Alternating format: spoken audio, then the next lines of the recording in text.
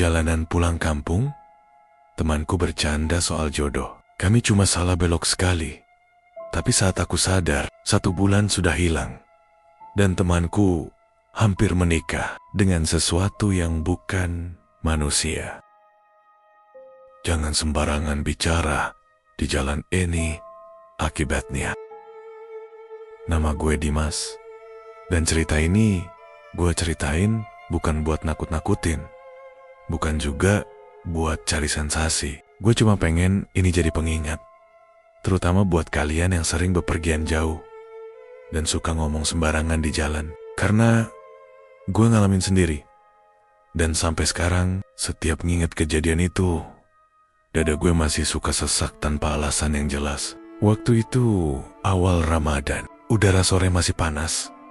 Tapi angin mulai berubah jadi lebih adem. Gue sama sahabat gue, Budi, mutusin buat mudik lebih awal ke kampung halaman. Udah hampir 2 tahun kami ngerantau di kota. Kerja apa aja kami lakuin, dari kuli bangunan, jaga parkiran, sampai bantu-bantu di gudang. Hidup pas-pasan, makan seadanya, tidur, kadang cuma beralas tikar. Tahun ini kami sepakat, apapun yang terjadi, kami harus pulang. Kami pengen ngerasain sahur bareng keluarga, tarawih di masjid kampung, dan puasa tanpa hiruk-pikuk kota. Kami naik motor satu-satunya yang masih sehat. Berangkat sore, niatnya jalan santai. Kalau capek ya berhenti. Yang penting, sebelum sahur pertama, kami sudah sampai rumah. Jalanan awalnya rame. Tapi makin jauh dari kota, makin sepi. Lampu-lampu jalan mulai jarang. Dan Roma-Rama berganti jadi kebun dan sawah. Awalnya semua terasa normal. Angin sore kena muka enak, suara mesin motor stabil, dan obrolan kami ngalor ngidul. Kami ngobrolin rencana setelah lebaran, ngomongin kerjaan, ngomel soal hidup yang rasanya muter di situ-situ aja. Sampai entah kenapa, obrolan Budi mulai berubah arah. "Mas," kata dia sambil ketawa kecil, "perjalanan jauh gini, siapa tahu ketemu jodoh di tengah jalan." Gue cuma senyum, fokus sama jalanan di depan. "Jangan ngomong aneh-aneh lah," jawab gue. "Di jalan tuh katanya gak boleh sembarangan." Budi malah makin semangat. "Serius Q, kalau ketemu cewek cakep di desa mana gitu, gue nikahin sekalian. Siapa tahu rezeki nempel." Nada bicaranya bercanda. Tapi entah kenapa, kata-katanya bikin gue gak nyaman. Ada perasaan aneh yang tiba-tiba muncul. Kayak ada yang ngedengerin. Habis dia ngomong itu, angin yang tadinya hangat langsung berubah dingin. Bukan dingin biasa, tapi dingin yang nusuk sampai ke tulang. Bulu kuduk gue berdiri, tapi gue coba nenangin diri. Mungkin karena kami mulai masuk daerah hutan, pikir gue. Menjelang maghrib, perut kami mulai keroncongan. Di tengah hutan yang gelap, kami nemu satu warung kecil di pinggir jalan. Bangunannya dari kayu, catnya udah pudar, dan lampunya cuman satu bolam kuning yang cahayanya redup banget. Sekitar warung itu gak ada rumah lain, cuma pohon-pohon tinggi yang bikin suasana makin sepi. Kami begitu turun dari motor, suasana langsung terasa beda. Sunyi bahkan suara jangkrik pun hampir gak kedengeran. Pemilik warungnya seorang ibu tua. Bicaranya pelan, senyumnya tipis. Kami pesan makan seadanya, mie instan sama teh hangat. Saat itulah gue ngerasa gak nyaman. Di pojokan warung, duduk seorang anak kecil. Umurnya mungkin sekitar 7 atau 8 tahun. Mukanya pucat, matanya cekung, dan bajunya kusam kayak jarang dicuci. Dari tadi dia cuma natap kami. Tatapannya kosong. Tapi anehnya, bikin gue gelisah. Setiap kali mata kami ketemu, gue refleks pengen ngelirik ke arah lain. Budi kelihatan santai. Dia malah sempat senyum ke anak itu. Tapi anak itu gak bales apa-apa. Setelah makan, kami pamit. Begitu mesin motor dinyalain dan kami siap jalan, anak kecil itu tiba-tiba berdiri. Suaranya pelan, tapi jelas. Kayak bisikannya langsung masuk ke telinga gue. "Mas, nanti kalau ada persimpangan, jangan Belok kanan, gue langsung nengok ke arah dia. "Kenapa, Dek?" "Dek?" tanya gue spontan. Anak itu nggak jawab. Dia cuma senyum tipis. Senyum yang aneh. Senyum yang bikin tengkuk gue langsung merinding dan jantung gue berdetak lebih cepat. Rasanya kayak senyum orang dewasa yang disembunyiin di wajah anak kecil. Budi ketawa kecil begitu kami jalan lagi. Paling juga bercanda. Namanya anak kecil. Katanya santai. Gue nggak jawab. Perasaan gak enak itu malah makin kuat. Jalanan di depan kami mulai gelap. Lampu motor jadi satu-satunya sumber cahaya. Kami nyari persimpangan yang dimaksud anak itu, tapi nggak ketemu apa-apa. Yang ada cuma jalan berkelok-kelok. Makin lama makin sempit. Aspalnya kasar, dan pohon-pohon di kiri kanan makin rapat seolah nutupin langit. Sinyal di HP gue hilang total. Jam di dashboard motor gue lirik sekilas. Rasanya kayak muter lambat. Maghrib harusnya sudah lewat. Tapi langit masih gelap abu-abu. Bukan hitam malam. Bukan juga terang sore. Sampai akhirnya, tanpa sadar, kami masuk ke sebuah perkampungan tua. Rumah-rumah kayu berdiri berjajar. Jaraknya rapat. Gak ada kabel listrik. Gak ada tiang lampu. Gak ada suara TV. Gak ada suara radio. Yang ada, cuma cahaya lampu pelita di depan rumah-rumah. Bergoyang pelan tertiup angin. Gua refleks ngerem. "But, ini kampung apaan?" Besik Ju. Budi gak langsung jawab. Dia cuma natap lurus ke depan. Yang bikin dada gue makin sesak. Kampung itu gak ada di peta. Dan entah sejak kapan, gue ngerasa kami bukan lagi ada di jalan yang seharusnya. Warga kampung itu keluar satu-satu dari rumah mereka. Begitu kami berhenti. Awalnya cuma satu orang. Lalu dua. Lalu makin banyak. Mereka berdiri di depan rumah masing-masing. Diam. Gak ada yang saling ngobrol. Semua mata tertuju ke arah gue dan Budi. Tatapan mereka kosong. Datar. Kayak orang lagi ngelamun tapi berdiri. Gak ada yang senyum. Gak ada yang kelihatan heran. Gak ada juga yang kelihatan marah. Diam mereka itu bukan diam biasa. Terlalu rapey. Terlalu serempak. Dan entah kenapa bikin napas gue jadi pendek. Gue ngerasa kayak tamu yang salah tempat, salah waktu, salah dunia. Dari tengah kerumunan itu, seorang pria tua akhirnya melangkah mendekat. Jalannya pelan, langkah kakinya hampir gak kedengeran sama sekali. Dia berhenti beberapa langkah dari kami, lalu tersenyum. Senyum yang ramah di wajah, tapi matanya kosong, kayak gak ada isinya. "Sudah malam?" katanya dengan suara tenang. "Kalian menginap saja." Nada bicaranya sopan, gak maksa. Tapi ada sesuatu yang bikin gue gak berani nolak. Gue refleks nengok ke Budi, berharap dia nolak atau minimal ragu. Tapi yang gue lihat malah bikin perut gue makin melilit. Budi langsung mengangguk. "Iya pak, kami nginep aja," jawabnya cepat. "You kaget?" "Bud," gue bisik pelan. "Kita kan mau lanjut." "Gak apa-apa mas," potongnya sambil senyum. Capek. Lagian udah malam. Biasanya Budi paling curigaan sama tempat asing. Tapi malam itu, dia kayak orang lain. Sikapnya terlalu tenang, terlalu patuh. Kami dibawa ke sebuah rumah kayu yang agak besar dibanding yang lain.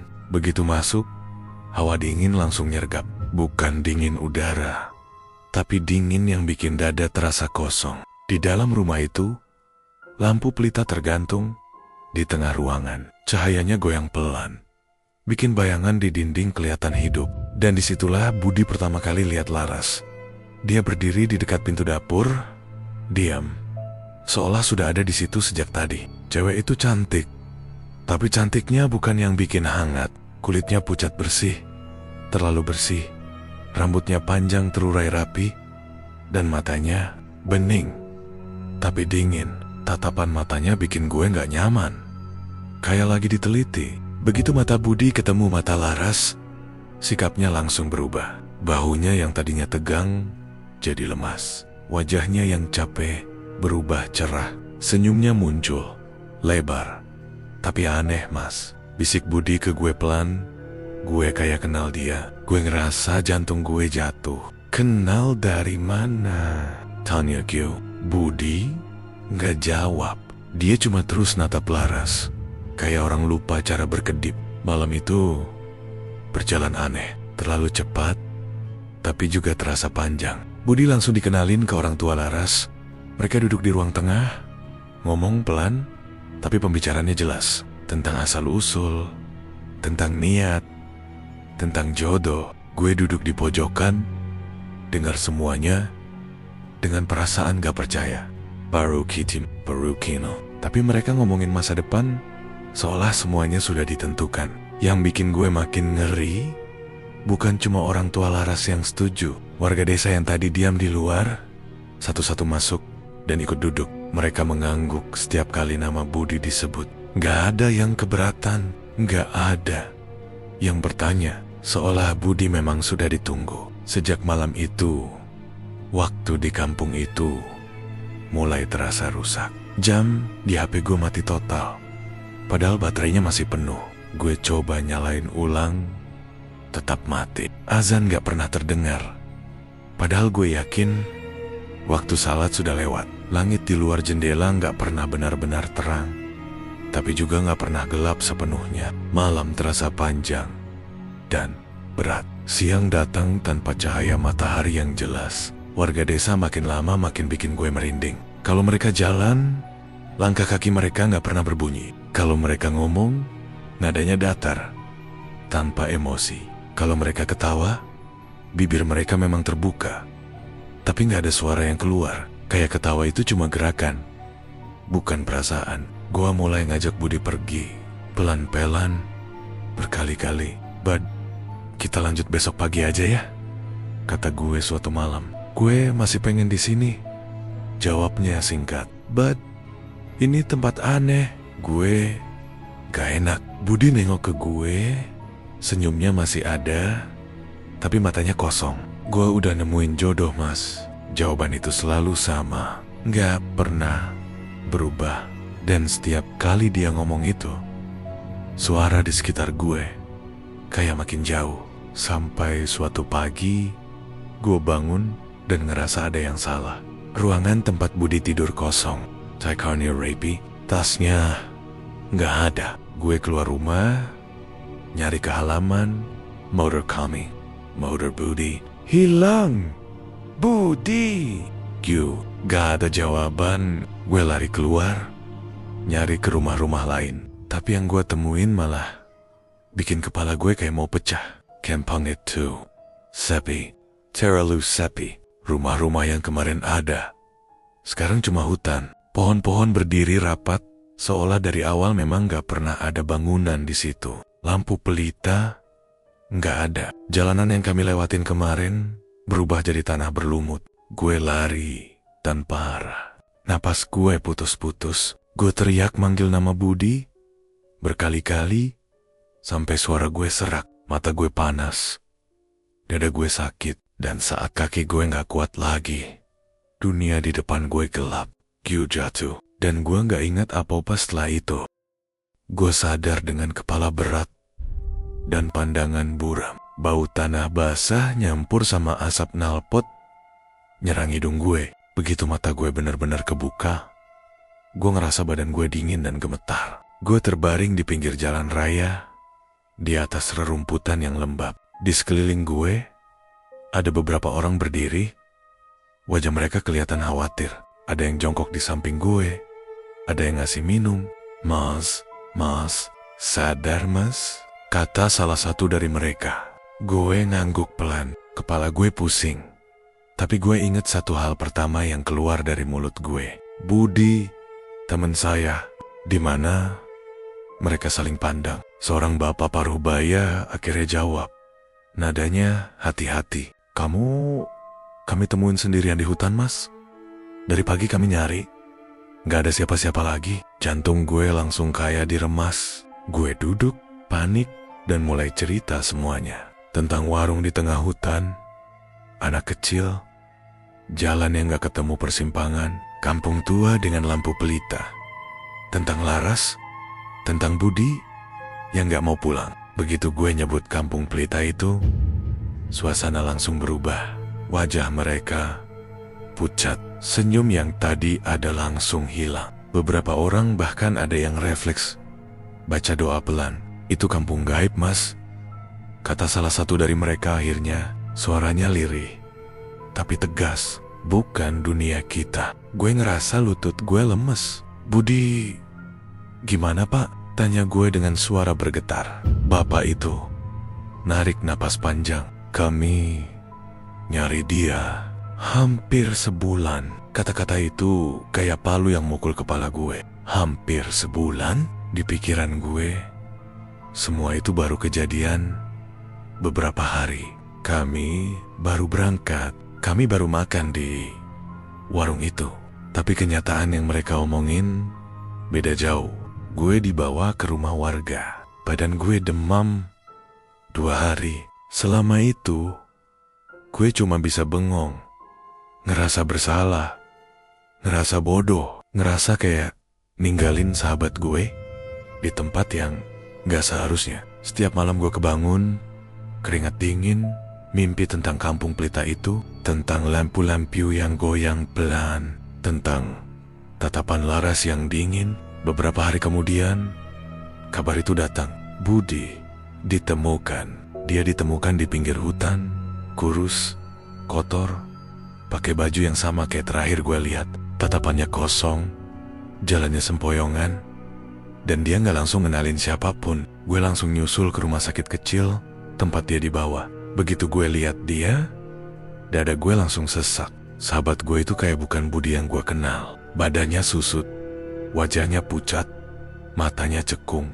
Dia duduk di ranjang, diem, kayak orang yang pikirannya masih nyangkut di tempat lain. But, panggil gue pelan.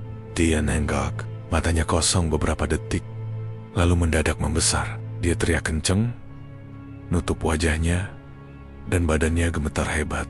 Jangan deket-deket, Terry. Lu udah mati. Gue lihat sendiri. Gue mundur, jantung gue kayak mau copot. Keluarganya langsung nenangin dia. Kakaknya, Surya, akhirnya datang. Wajah Surya tegang, matanya merah karena kurang tidur. Surya mutusin buat ngelakuin pengobatan spiritual.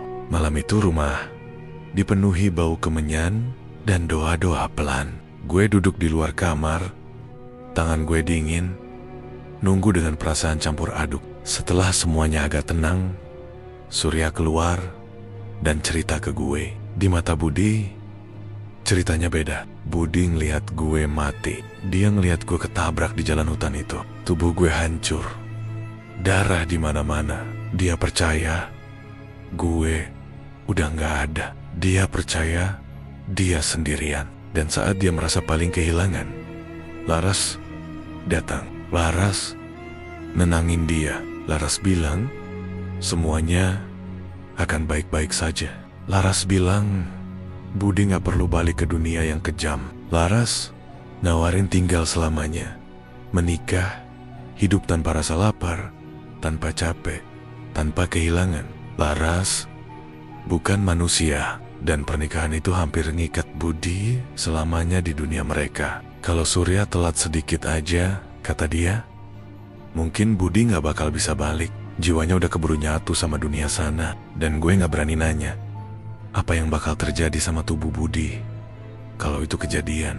Beberapa minggu setelah itu, Budi mulai sadar. Pelan-pelan dia bisa nerima kenyataan kalau gue masih hidup. Tapi trauma itu gak pernah benar-benar hilang. Kadang dia masih bengong, kadang dia kebangun tengah malam sambil manggil nama Laras. Kadang dia nangis tanpa sebab. Gue juga gak jauh beda. Sampai sekarang, gue gak berani lagi jalan jauh malam-malam. Setiap lewat hutan atau jalan sepi, dada gue langsung sesak. Gue selalu keinget senyum anak kecil di warung itu. Keinget kata-kata Budi yang dianggap cuma bercanda. Sekarang kami sama-sama milih hidup dekat keluarga. Gak ngerantau jauh lagi, gak sesumbar di jalan. Dan satu hal yang selalu gue inget, dan pengen kalian ingat juga, di jalan, jaga lisan. Karena kadang ucapan dianggap doa dan tidak semua jalan menuju dunia yang sama. Kalau kamu masih dengar cerita ini sampai akhir, percaya deh, bisa jadi kamu juga pernah hampir salah jalur. Dan cerita pun tamat.